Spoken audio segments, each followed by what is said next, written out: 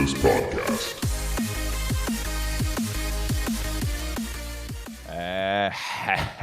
Welcome, you beautiful bastards, to the Humidus podcast with me, Hammer, and the golden-hearted good boy, Mr. Goody Two-Shoes himself. It is Steph the Paranoid. All this kindness is making me a little bit on edge. You ought to be on edge, man. You don't know what I'm plotting. Yeah, I mean, but I you know Giving what? you compliments and stuff. Yeah, but you know what? I'm gonna Stuff. Yeah. I'm gonna step outside my comfort zone and try and be a little bit positive for once. So I'll believe in you. I'll believe in your intentions. And there's another thing that's a little bit special today, actually, because this is officially our 10th episode. That is special. That is an occasion to celebrate. It is. I mean, we still have like 1.5 listeners, but yeah, we haven't really done any marketing either. So, I mean, but we are building up our catalog, right? This is, I mean, primarily for me, this is just a let out. You know, we're just having fun with this podcast. So, but of course, if you want to continue and listen, just subscribe and click the bell icon or whatever. And leave us a comment, and we appreciate every 1.5 of you very much. Yeah. Even if you hate us, just tell us why. And yeah. I mean, fair criticism is fair criticism. And like we've said before, we want to make a decent product here in the end. So any feedback is welcome. So today we have I know this is very dear to you, close to your heart. We're going to talk about the Persona 4 Golden port to Steam. Yes. Which took me completely by fucking surprise. Yeah, and I think you weren't alone in that. I mean, it leaked, I think, like some weeks before, but I don't think that they went in. They announced it like in a big public event. It was just, yep, here comes Persona 4 Golden. Yeah, I was really surprised because I love this game and I played the hell out of it on Vita. And the thing is, like, having it on PC is great, but you know, I would have expected a developer as established as like Atlas to kind of be more public about it. You know, I mean, I'm pretty sure that Persona 5 and Persona 5 Royal is making fuck tons of money, so I think they do have the financial means to do it. But then no, I'm just like casually sitting there one night the other day and looking on Steam and like, oh, here comes a 1-2 punch in your face with Torchlight 3, which I'll also get to probably next time. And fucking Persona 4 Golden. I'm just like, what? And suddenly my Steam shopping cart got 2 titles heavier, you know? Yeah, funny how that happens. Yeah. So Persona 4 is like your favorite JRPG, right? Or one of them, yeah. It's definitely up there. Because it was my introduction to the Persona series. Because, you know, I just saw this IGN video review of it when it came out for Vita, and I didn't really know about it at all. I had the Vita, right? But, you know, it was at the time where Vita was kind of struggling for heavy-hitting titles that wasn't indie titles and such. And suddenly, here comes this video review, and I just see it. I'm like, oh, cool.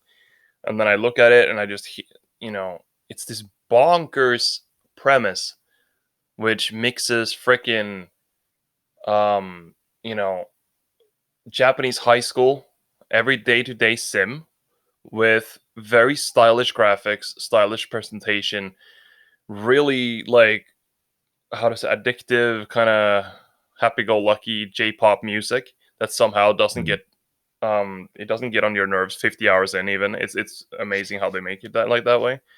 And then it's also a murder mystery and essentially a Pokemon type monster collector and battler. Jeez, how long did it take to make this game, do you think, or this kind of series? I don't know. It's know. Be quite consuming to make all those genres kind of work. Yeah, but yeah, and like of course, Persona 4 first came out on PS2, and then they remade like the updated HD version with a bunch of new features and expansions Yeah. on the Vita.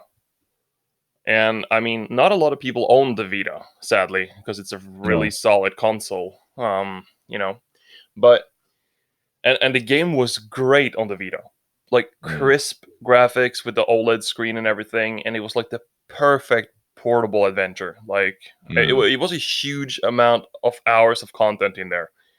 Yeah. Um, and I think the first, like my save file ended up on over 100 hours, because I played through it once.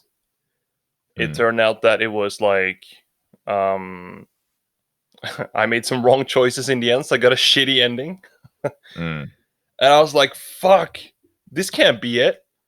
And then it says No. like ending number three out of like whatever. And I was like, fuck, I gotta get to the next one. And Yeah. then I Does it? just immediately go to the New Game Plus and, read up on how you get a better ending. Yeah. Does it rate your ending? Is it like this is ending 2 of 10 possible kind of ranks? Like, I don't remember quite how that worked. It's just that the story ending got really mediocre. Yeah. So you just knew that this was not the good ending, kind of. Yeah, and it just filled me with this intense um want to just like jump right back in and plow through and just do it right this time. And Yeah. so, the first playthrough you can get, I think it's three endings, like a mediocre one, a like okay one, and then like the good ending, like the best ending. Mm. But on the New Game Plus mode, you Mm. get access to um a whole new trimester of the school. That's one thing. But then there's also a true ending, Oh. which you face a different boss, and there's an additional dungeon which is hella hard, and you have to grind the fuck out of it to actually get through it. Um, so I got through all of that, and I absolutely loved it. Totally worth it. Yeah. You know. Well, it does sound like, you're selling it to me like perfectly. I never really played the game. I just, saw some reviews prior to the podcast Yeah. to just kind of get the feel of Persona 4. And it seems like this was like where the formula really hit its stride, and they kind of perfected it with the small town and the feel of the game where you can like kind of be a detective, and the social part is also very engaging, even though like all the mechanics aren't perfected in this game. They still are very very honed. Yeah. Uh, And yeah. there's a case to be made for Persona 3 as well. Hmm. Hmm. A lot. I think there are quite a few Persona fans who prefer 3, especially those Okay. who played that. I think it seems that whichever Persona game you play first is the one that's going to be your favorite, and then you're going Yeah, to that's like kind of. the at least 3, 4, 5. Like whichever you play first is going to be your favorite, and then you're going to appreciate the two others as well that you play after. Yeah, But that's easily kind the of the most, nostalgia yeah, kind of talking. The introduction is always the most powerful impression, so you go with that as your favorite. yeah. And that's why when I saw it was on PC, I just had to like rant the fuck out of you to get you to buy it, because Yeah. I know that you're gonna love this game. Because I know you love JRPGs. I love you. I know you love the 100-hour JRPGs that you can just grind the fuck Mm. out of and just collect and just like get all the max out everything, these things. And this Hmm. game is Hmm. perfect for it. But is it? Yeah, yeah. I get that impression. Is it like? Isn't it like limited to one school year? So Yeah, after one school year, it's all over. yeah. And you play almost every day of that school year. Yeah. Okay. So it's a long year, kind of.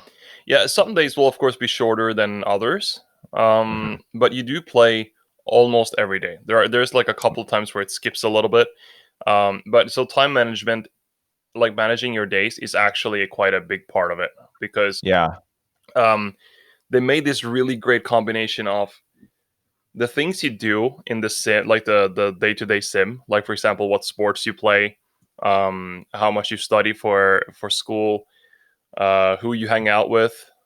These things all affect Mhm. stats, which transfers over to the fighter So, part of it.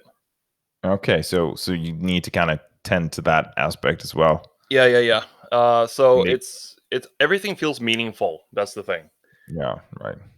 and it Well, it that's works yeah. together way better than you expect it to. Mm. Yeah, but the thing is, you can't really, or can you kind of grind out the dungeons without kind of being very worried that you're using too much time on that, or Yeah, how does that play out? because the thing is, like, if in Persona 4, I think what was the case is that an activity advances the time, but Yeah. when you're in the dungeon, you stay there for as long as you want to. Okay. Yeah. So you can, Um, but you have. I got the impression that you have something called SP that you need to be a resource that's kind of magic or something. yeah, it's mana That essentially. yeah, as mana. So you need to be very careful of that because you can't refill it in the dungeon without, or you can use consumable items. But Yeah, uh, yeah, yeah, right. yeah, yeah. And they drop, and the further into the game you Okay. are, the more common they will drop. And Okay. if you, let's say, because all of your party members, they have their own unique persona with different elements and these things, but your character can have every persona. Um, Yeah. Okay. Yeah. so let's say there are items or like attacks which are physical nature, and they, Mm. instead of costing SP, they cost HP to cast. Mm. But you can also, but healing is easier to do. So let's Mm. say you can just have one persona that is like a heavy duty physical attacker to Mm. like Okay. carry you, and then only when there's like certain specific you can switch out to the SP ones, and you learn Yeah. strategies to manage it. It's quite like intuitive, and so you can Yeah. grind a lot in this game. Yeah. Okay.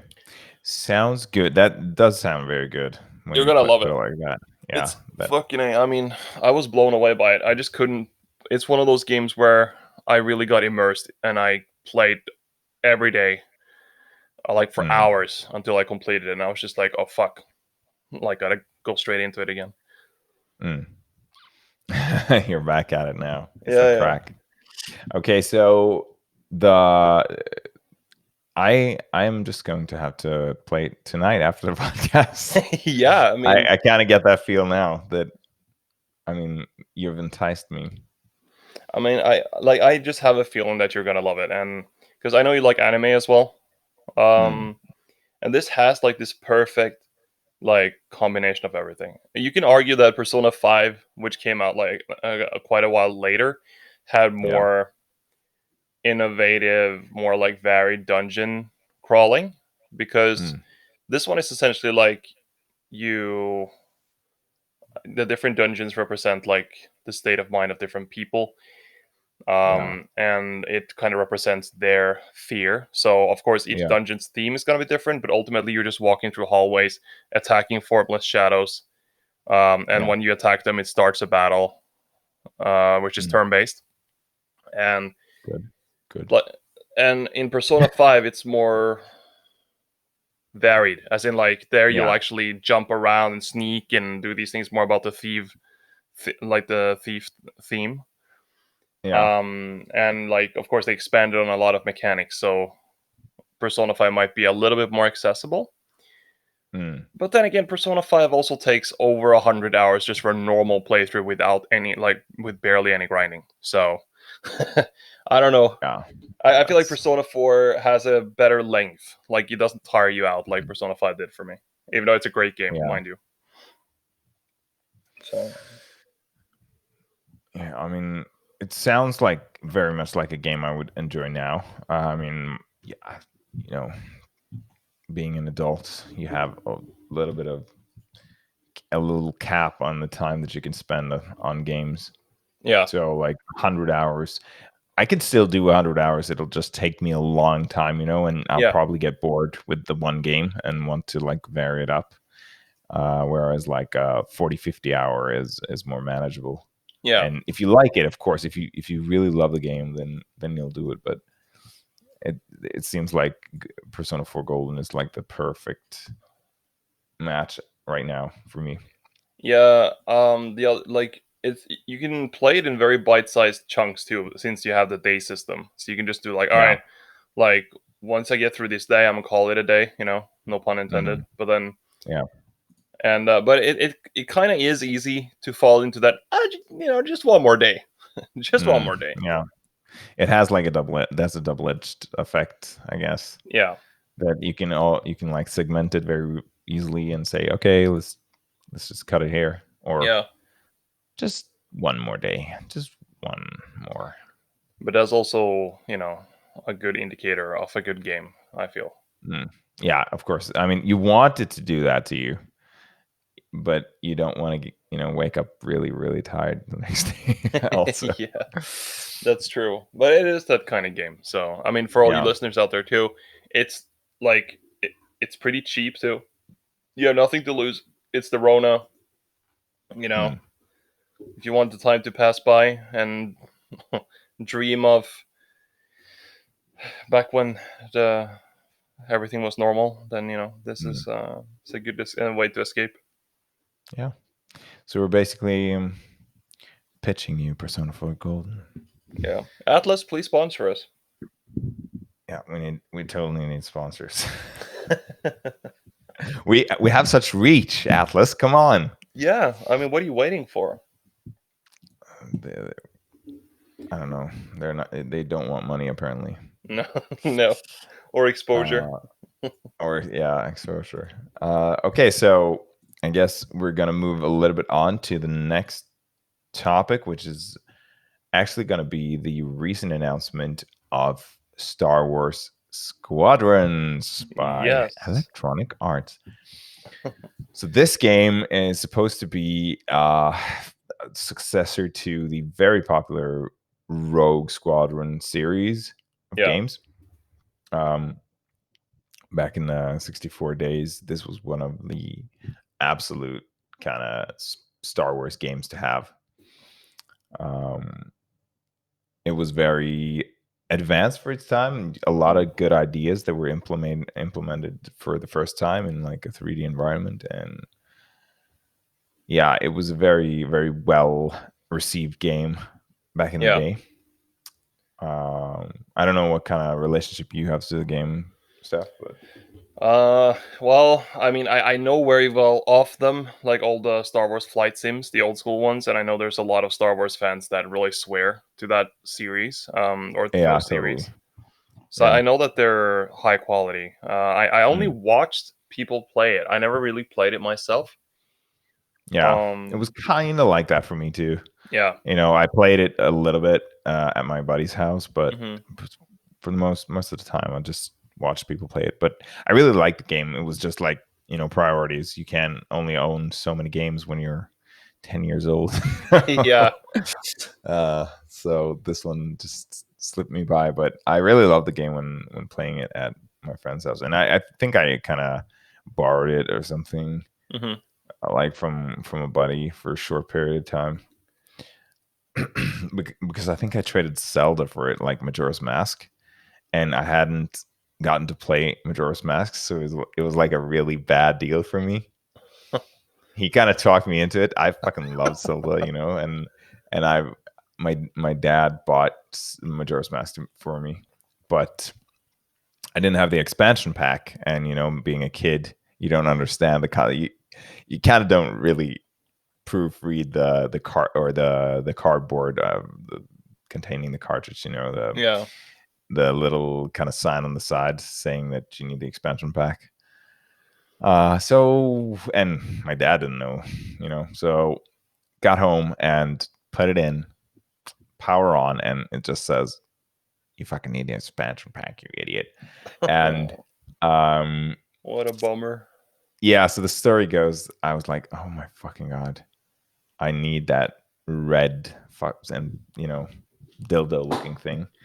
Um, and so I begged my mom for it, and she said, "Okay, you can have it if you play the keyboard, if you play the Christmas songs for the entire family at Christmas. on Whoa. the keyboard. And I was like, back in the day, this was a great deal for me because I was expecting not to get it at all. So I was just like, yeah, I'll do it. Just give me the give me the expansion pack. And she was like, yeah, we'll have to wait like a week or something to go get it. And then in between that, my mate was like, yeah, you can play it. So can I borrow it? And you can have like Star Wars. And I was like, no, I don't really wanna. But he was like, yeah, come on, you can't play it. So I lent it to him, and when I got the expansion pack a week later, he was like, yeah, you're gonna get it back soon. Oh yeah, of he, course. he wouldn't give it back. So I think I probably waited like 2 or 3 weeks before he gave it back. Oh man, Which what was a yeah, which was scumbag. really that was a really long time back in the day when you were 12 years old or whatever. Yeah.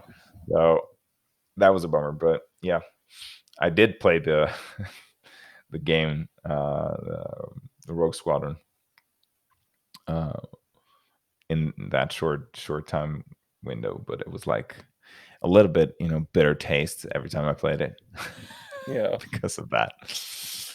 But yeah, very good game, and so now they seek to kind of revitalize that franchise a little bit, but in the same way, it's not really the same type, or it's the same kind of premise, but it's not 100%.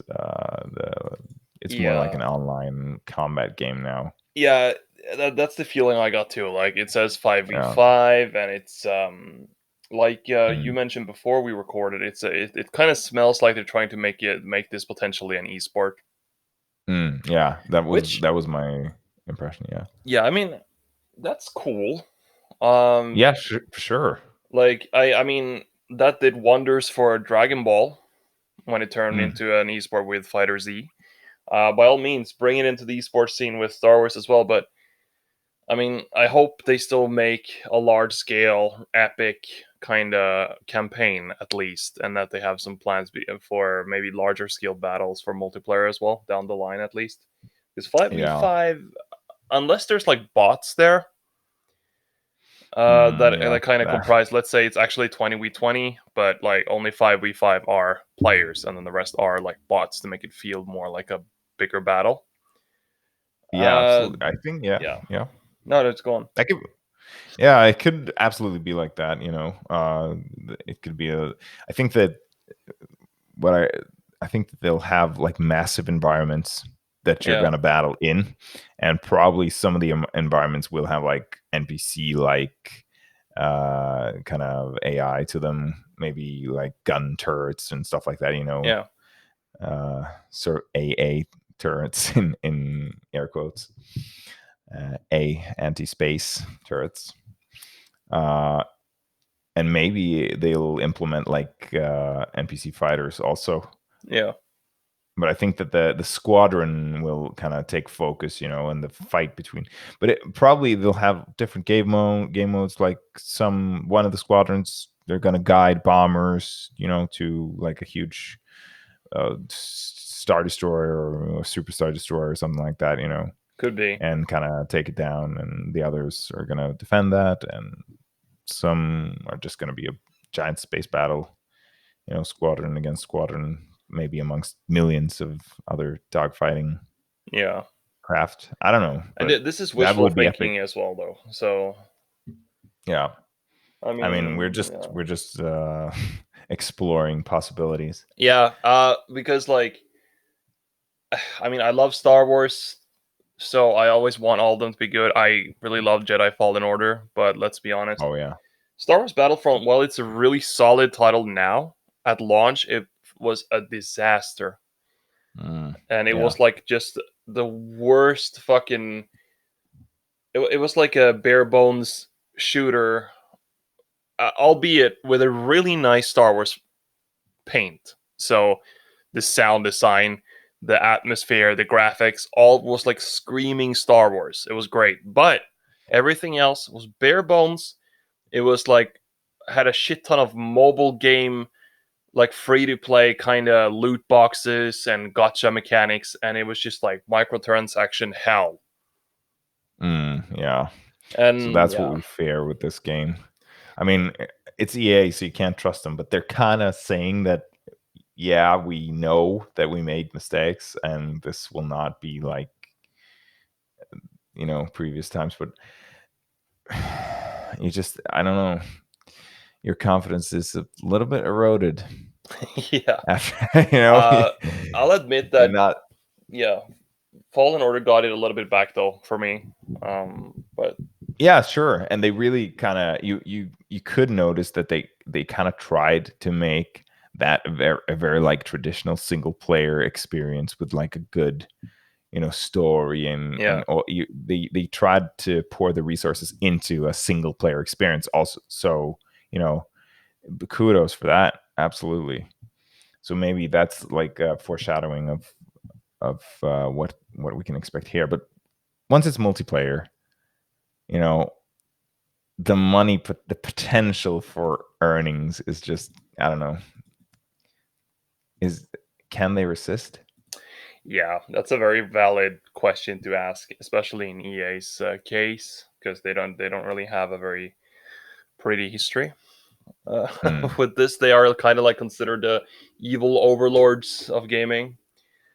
Yeah. Um, So this is what they stated. Although there are cosmetics and gameplay modifiers such as weapons, hulls, engines, and shields, they said that you'll be able to earn those through gameplay alone. So mm, you can't buy any of these.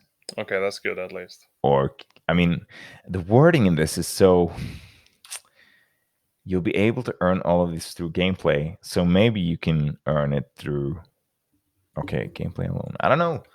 I mean, Yeah, it's a little bit vague. It doesn't state that there are no microtransactions. yeah, it doesn't. And I mean, for Battlefront 2 as well, it was the same Yeah. thing.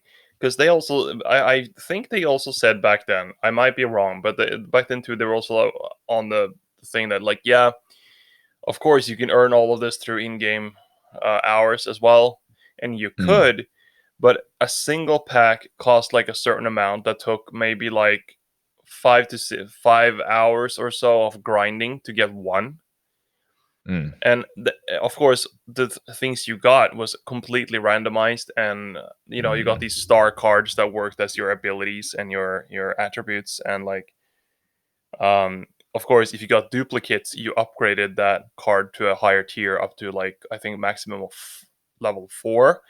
And the mm, difference between level 1 and level 4 was ridiculous. And of course if you had money you can just shove that up the game's ass, and you'll just have mm. like, let's say, without exaggerating, a 30% higher attribute than free to play player, or not a free to play. You're not even free to play. You fucking paid No, $60 for it. a, So a pay to play yeah, player. Yeah. So that kind of business practice is, ridiculous because 30%.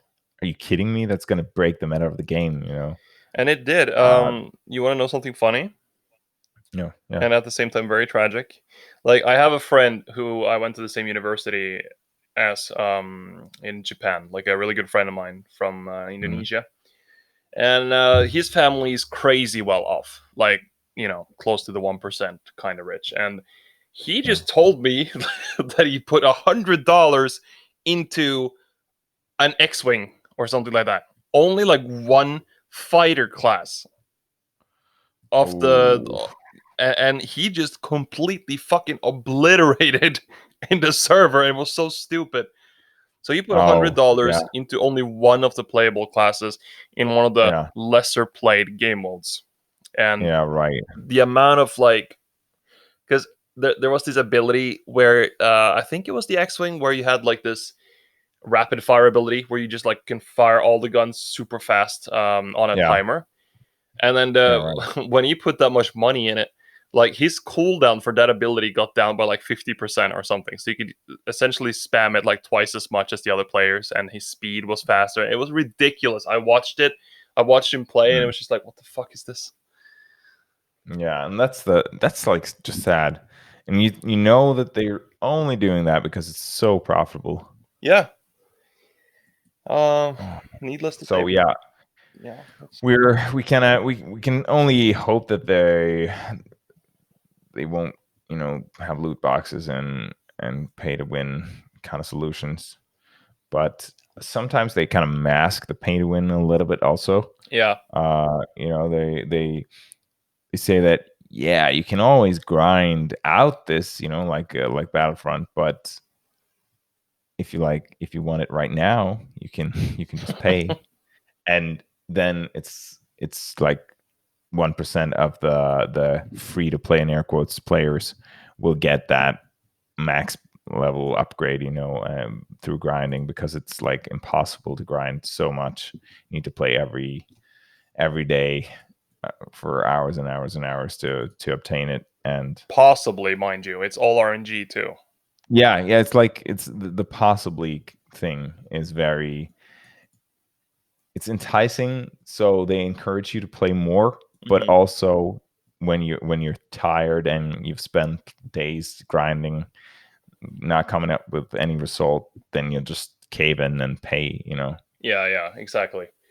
Or you just stop playing the game entirely, which will happen to Yeah, Battlefront too. yeah, that when you milk a game like that, you will get the drop off. So Like, if you I want to don't do the know. monetization thing, I think um, the current Modern Warfare does that really well. Mm, yeah, I feel because okay, so the game is of course $60 full price, but then you have these seasons, as is the custom with a lot of shooters these days, such as Apex Legends and such. Uh, mm, and in the season, of course, like things in game change dynamically. They add new maps. They usually add like two weapons on the launch of the season, and then they add maybe a couple more throughout the season, right? And they add new yeah, modes and they add new maps, everything like that. And the thing is, um, all the new weapons and maps and stuff is free, but you can choose to pay an extra $10 to unlock the battle pass, and then you get a fuck ton of goodies that you grind through. But of course, the weapons and a certain amount of the rewards will be free, regardless. So all the important mm, stuff is free. But then some of the like paying an extra $10 every maybe 3 months to get a fuck ton of new goodies to work against. Like for me, that's not an issue, and I thought like it's yeah, well worth it to support them because they keep delivering a good product.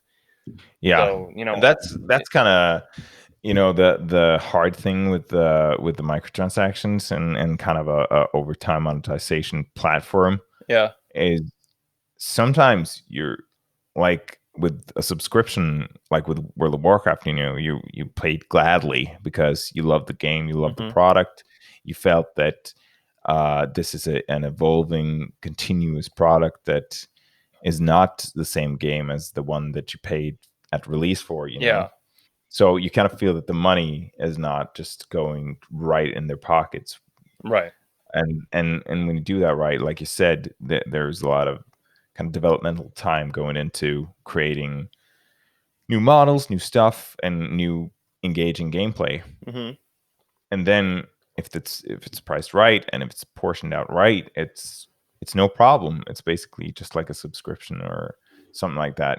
yeah, And um, but it's when it's like blatantly kind of uh, exploiting the gambling habits of human beings, and kind of dopamine activated pathways in the brain, then it becomes a little bit too kind of dark for me. I feel yeah, that that's too corporate, because there are people sitting on top who don't fucking care about the product at all. They just wanted to make more money. yeah. I mean, I think there wasn't there a thing about the CEO of EA kind of bragging about exploiting players or something in some kind of um I don't know if it was a board meeting Yeah, or I think it something. was something like that. Yeah, I mean, So I how don't remember that, 100%, but I think there was something like that. Yeah. at that point these people they become like the caricature. They become the embodiment of why you see most like bad guys in those kind of realistic like action movies are always fucking corporate. Yeah. And sometimes you just think that these guys are such exaggerated cliches, blah blah blah, in the movies, right? But then you see Yeah. people like Randy Pitchford of Gearbox and all the bullshit he's done, and you see the Mm, fucking chief, like CEO of EA, and he does that exploitative board meeting where he's like, "Excellent," like yeah, Mr. I know. Burns style. But I think that it's just like that product you see the top guy trying to exploit people for money. That's just what mature capitalism kind of devolves into Yeah, naturally, because you start out with the small team, the small developer, indie developer. You want to innovate, you want to create something new, you want hmm, to carve out a niche for yourself and be successful, right? yeah, And then slowly but surely you build a team. Everyone, you micromanage the team because you're passionate about your company, and slowly you start to get success, or maybe not, but you build the company and you release some games and they're getting better. You're getting good reviews. Kind of the next generation, you get better games, you get yeah, more money invested, and you want to go public on the stock market. And you go public, and then people start investing in your company, and other people that are not involved in the everyday management of a company are yeah, starting to own the business. And you want to kind of maybe you want to expand to like multiple development sectors. yeah, Maybe you wanted to develop for another type of game. You want to start another studio somewhere to develop more games, and then you need a central office to yeah, manage those two. You're not right, and you need a manager. You need like some financial guys to manage the finances of this larger company now. and And then suddenly, yeah, slowly but surely, the interests devolve into kind of a purely monetary interest rather than producing. And I mean, they want to produce games that people buy. They yeah, want, so you get the kind of veneer of the interest of producing very good games, but they want to produce good games to sell the games, not because it's art. yeah, exactly. And then slowly it kind of matures into microtransactions and predatory business practices. Yeah, as soon as you become liable to other people with other agendas, Yeah. the initial, it's easy for the how to say, the vision and the goals of the company to become muddled. Mm. Yeah, very very easy, and it's like that in like multiple different sectors, uh, other than game development. It's kind of mature capitalism. You start out as a small company, having you need to create success, so you need to focus on, and that's why kind of capitalism is a good system, because in the start it's always the consumer and the product that is in focus. Hmm. And slowly it kind of matures into the efficiency being in focus, Yeah, yeah, true. the turnover. So, and it's natural with capitalism that is it. And we as consumers, we have the right to kind of vote with our money. Hmm. What do you want to support? What kind of company do you want to support with your money? But I don't think that people are very conscious about this. They think a little bit more short term, you know. Yeah, though I do think that the introduction of or like the surge in popularity of crowdfunding has offset Mm, that to a certain extent, and yeah, because it's more yeah, about like, absolutely. because there the investors are investing for the purpose of receiving a good product Mm, rather than earning money on it, right? So absolutely, I do absolutely. believe, yeah, like for example, Divinity 2 that we played a little bit. We need to play more of, by the way. Hmm. But that's a great Nice. RPG, like a fucking masterpiece, and it's crowdfunded, you know.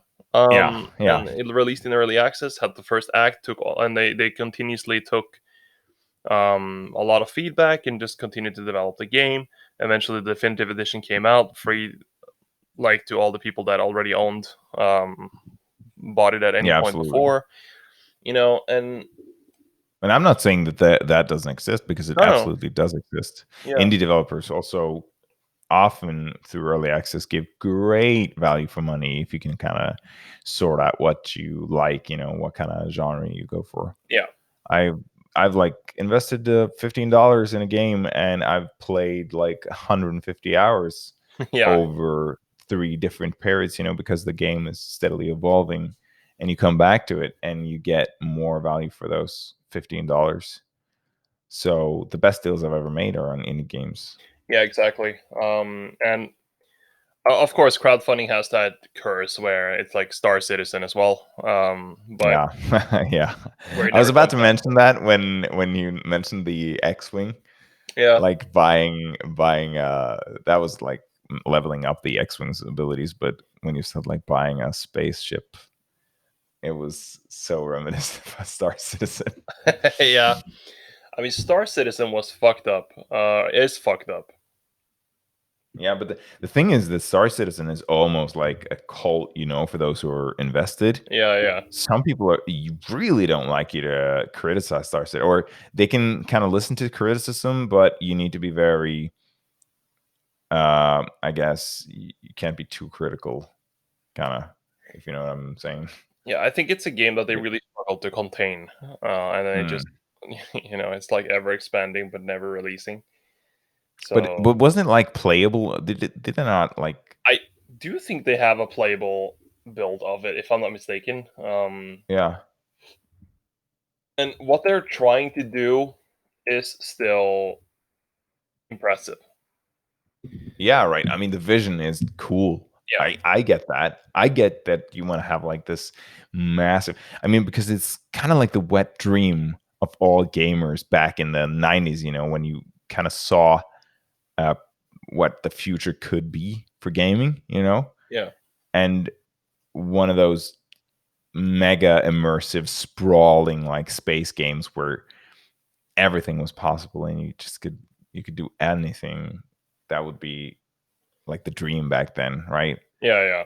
And you kind of envisioned how that would be with great 3D graphics and no laggy load times, and And the funny that was thing, like a yeah, yeah, sorry yeah. for interjecting, but I would say that like I watched this video from Angry Joe where he reacted to the Mm, Squadrons reveal, and he said that this is why he was hoping that Star Citizen would come out. He had such high hopes for it because as he watched the development and the vision of Star Citizen, he hoped that it would come out, it would kill, and it would be great, and then they would acquire the license for Star Wars and they would make a similar kind of game but in the Star Wars universe.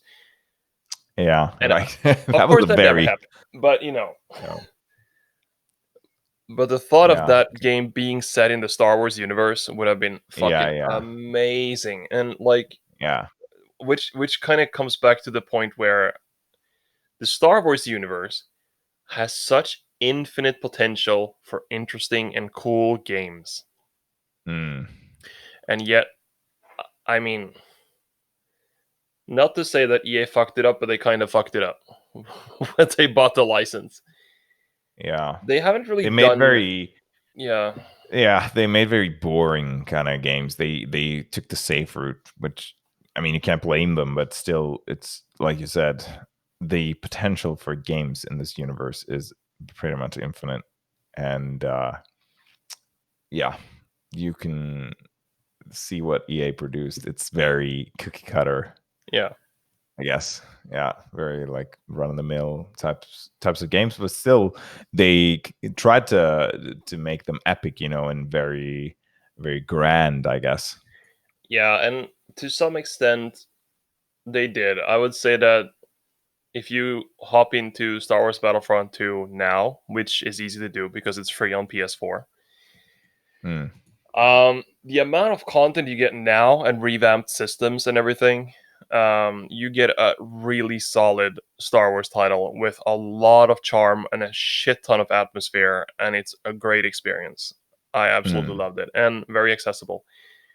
Um, but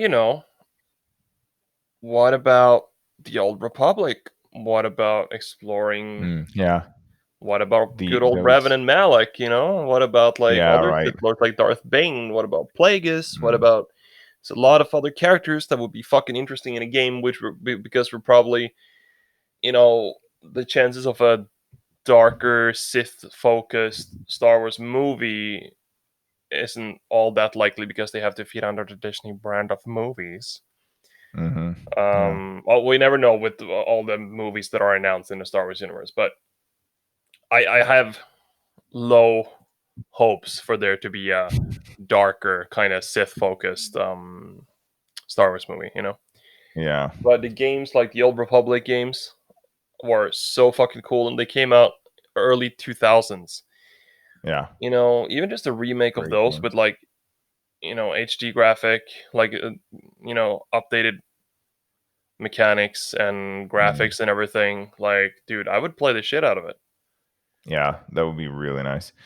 I love those games, and I mean, yeah, like you said, there's so many potential for kind of more exotic twists on the Star Wars universe, like being evil, for instance, or Yeah, exploring the Old Republic, or exploring very story or lore-rich characters that have never been really explored in the popular media. yeah. I mean, did you ever play Force Unleashed? Yeah, I played Force Unleashed. Not, I think I even played the second one. Yeah, I think I played the second one as well. Yeah, the gameplay of the second one was kind of fun, even though a lot of people Yeah, hate on the story. But the first game especially was like, wow, I was love that that. cool? Yeah, I love that. Oh, yeah, I think that that game had so much potential. It was the first one, at least the first one was kind of like Warhammer Space Marine, 40K Space Marine to me. It was like a game that was you saw it. It was good, but it Yeah, had so much more potential yeah, in that kind of type of gameplay and the series. And if they just kind of perfected it and tweaked it and worked on the story, it would be a masterpiece of a game. absolutely. And I kind of felt that the Force Unleashed was like that. You know, Yeah, and of course, the Space Marine game is also a game we have to cover at some point as well. yeah, we're gonna have Because to we cover have that. some history with that as well. Yeah, Um, we actually, you were like one of my only friends playing that game. You know, right, uh, really caring about that game. and we did play the multiplayer too, and had some fun with that. Yeah, that was funny. A little buggy, a little bit, but I it mean, was really fun. yeah. So like, you'll definitely hear about that story some other time. That's for sure. So stay tuned, friends. Stay tuned. Absolutely. And for those of you, if any of you are actually willing to write a comment or anything, I mean, if you have any opinions One on what we comment. used, Can we get one comment? Come on, come yeah, on, one comment. very, yeah. And just like, yeah, give your opinions on this. If you have similar thoughts to us, if you disagree with us, anything, we'd love for you to join the discussion and would like to see your input. Mm. And as always, stay humid. Stay dank. Goodbye.